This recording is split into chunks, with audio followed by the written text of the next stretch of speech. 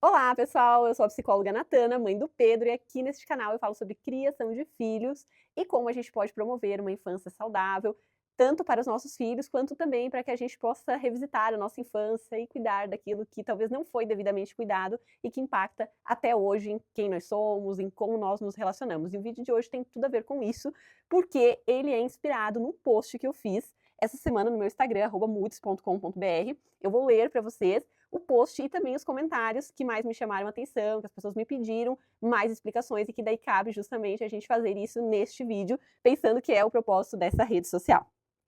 O que eu postei, por que eu postei e o que nós precisamos aprofundar sobre.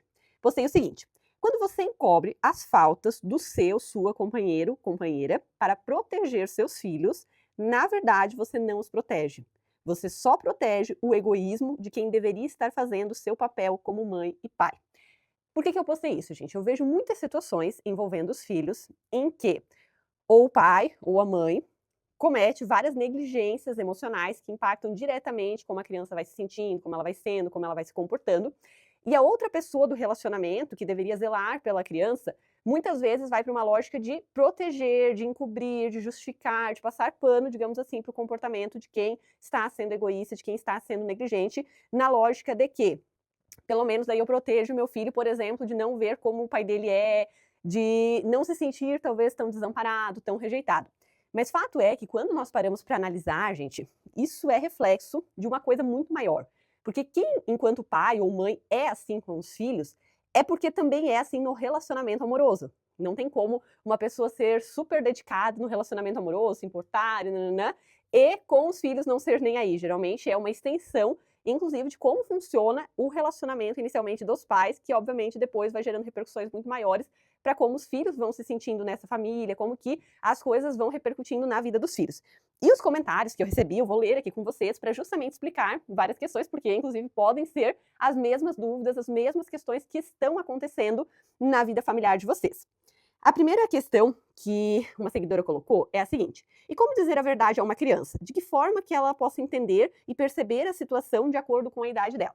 Gente, obviamente que nós temos que cuidar para não ir para uma lógica de abordar a criança descarregando todos os nossos problemas, frustrações com a pessoa que a gente escolheu para ter ela, né, na nossa vida. Então, não é também papel da criança ficar intermediando o relacionamento dos pais, nem também a gente fazer uma alienação parental, por exemplo.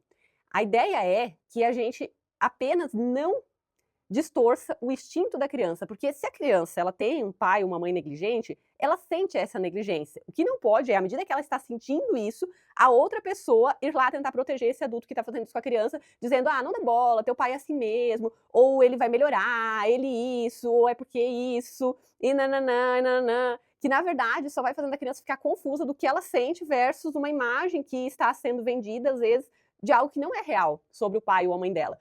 Então, o que eu vejo que é o nosso principal papel, sendo a outra pessoa diretamente com a criança, é não distorcer o que ela está sentindo, o instinto dela de perceber o que está faltando na relação com aquela pessoa, e pelo contrário, compreender aquele sentimento, dar espaço para que a criança, inclusive, possa dizer: eu estou sentindo falta do meu pai fazer isso por mim, ou da minha mãe, ser mais compreensiva, e a gente não ficar nesse papel de justificativa em defesa da outra pessoa. A gente pode, nessa hora, se comportar do tipo assim: eu sinto muito, eu imagino o quanto que é difícil para você, eu com certeza gostaria também que você pudesse receber mais isso, eu entendo o seu sentimento, e eu farei o meu melhor para te ajudar com isso, porque eu vou me posicionar com a outra pessoa.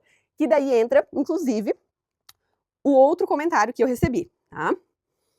Ah, acha que esse comportamento é válido para crianças de qualquer idade? Uma criança que tem um pai raivoso, intolerante, impaciente, pode introduzir esse comportamento por receber esse tratamento? Como agir nesses casos? Com certeza, gente. Inclusive, eu também vou ler mais um comentário já, porque eu quero falar dessas duas coisas juntas, tá? Um comentário de uma outra seguidora foi assim: por que muitas mães, às vezes, buscam o melhor para a formação, para cuidar dos filhos, e os pais só aplicam o que foi ensinado a eles, geralmente de acordo com uma infância prejudicial que tiveram, e como fazer nesses casos? O que acontece, gente? Claro que os nossos filhos serão reflexo do que a gente é enquanto adultos, de como a gente trata as situações, porque esse é o principal modelo que eles terão, a principal referência de comportamento durante anos muito imprescindíveis para o desenvolvimento, especialmente quando a gente fala de primeira infância. Então, com certeza, não dá para exigir de um filho que ele seja calmo, paciente, bem regulado emocionalmente, se ele convive com adultos impacientes, intolerantes, raivosos, descontrolados. Mas o que fazer nesses casos? Como que a gente pode blindar a criança? É fazendo o que nós precisamos fazer dentro do relacionamento, não só pela criança, mas pela gente, por toda uma responsabilidade maior na situação, que é colocar limite nessa pessoa. Porque geralmente, gente, a principal falha de quem se relaciona com pessoas assim é que ao invés dessa pessoa colocar limite, né, que está sendo assim, se posicionar, mostrar o quanto que isso é nocivo, desrespeitoso, não saudável, geralmente a pessoa que convive, vê tudo isso, vai para uma postura de submissão, de ficar tentando agradar, de ficar passando pano, de até na hora às vezes se chatear, reclamar de algum comportamento, mas quando a gente vê a pessoa já tá mimando a outra novamente, já tá relevando as coisas, já tá de certa forma nutrindo esses comportamentos disfuncionais por não se posicionar, por muitas vezes manter uma relação de dependência emocional, por medo de desagradar, que é o que a maioria das pessoas me falam quando estão em relacionamentos assim: ah, mas se eu botar limite no meu marido, se eu cobrar que ele divida as coisas comigo, ele vai se divorciar, ele não vai mais ficar comigo. Gente, mas a que preço vocês ficam em relacionamentos na vida de vocês? A que custo para a vida de vocês? Como assim vocês acham que a vida de vocês é viver numa relação abusiva, desrespeitosa, em que a outra pessoa só faz o que quer dentro das conveniências para ela e que vocês têm que se sujeitar, se submeter a isso para não perder essa pessoa? Quem é essa pessoa tão especial? O que, que ela realmente oferece de tão especial para vocês se submeterem a isso? E outra, pessoas que são assim egoístas, que querem esses privilégios, quanto mais as pessoas se subjugam para elas, quanto mais as pessoas permitem e ficam ali ainda agradando, tentando buscar um reconhecimento através de mimar essa pessoa, de não desagradar, de tentar se encaixar em todas as exigências e desejos, mas essa outra pessoa não valoriza ainda. Geralmente as pessoas que são assim, elas valorizam quem tem coragem de enfrentar elas, de se posicionar, de confrontar, quem não tem medo, quem não se intimida diante delas. Então, é muito responsabilidade, se a gente acabou tendo filhos com pessoas que são desse tipo, nesse perfil, que a gente aprenda a se posicionar, que a gente saia desse padrão que é completamente disfuncional e só vai levar a mais desvalorização para quem se submete dentro da relação e principalmente prejuízos para a vida dos filhos, porque eu asseguro para vocês, filhos não sairão ilesos de uma criação em que um dos pais é uma pessoa egoísta, indisponível emocionalmente, que só quer fazer o que é conveniente para si. Tá? Então, esse ponto é muito importante.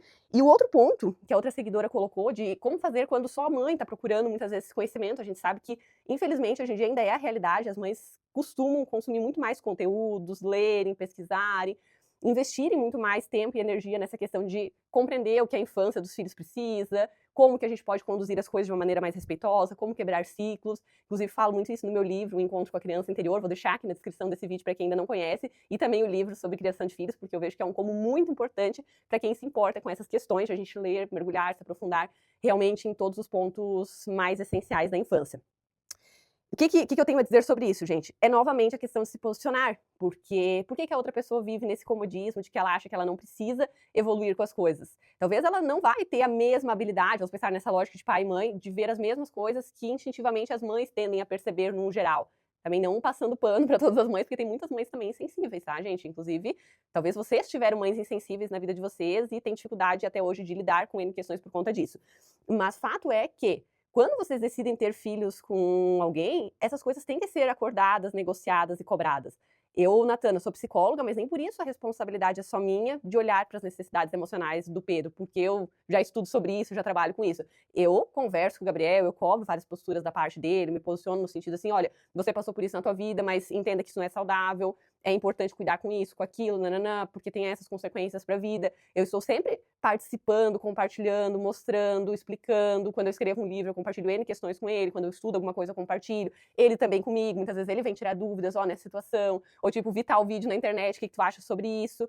Então eu vejo que é muito importante que a gente realmente envolva a outra pessoa e se posicione também no sentido de isso daqui é uma sociedade emocional que nós temos, esse relacionamento, ele não é uma coisa que cada um só faz o que é conveniente para si, e sim, nós temos uma responsabilidade agora quando a gente decidiu ter filhos, e consequentemente, diante dessa responsabilidade, a gente precisa dividir as demandas de cada um, os esforços de cada um. Então, gente, a gente precisa se posicionar nos relacionamentos, porque senão vocês ficam protegendo os adultos disfuncionais da situação e, consequentemente, negligenciando tanto quanto daí, porque isso começa a se tornar um papel de cúmplice, inclusive, na situação, negligenciando na infância os cuidados emocionais que as crianças merecem, precisam e que fazem toda a diferença na vida delas receber, tá bom? Espero que esse vídeo ajude vocês. Um abraço e até mais!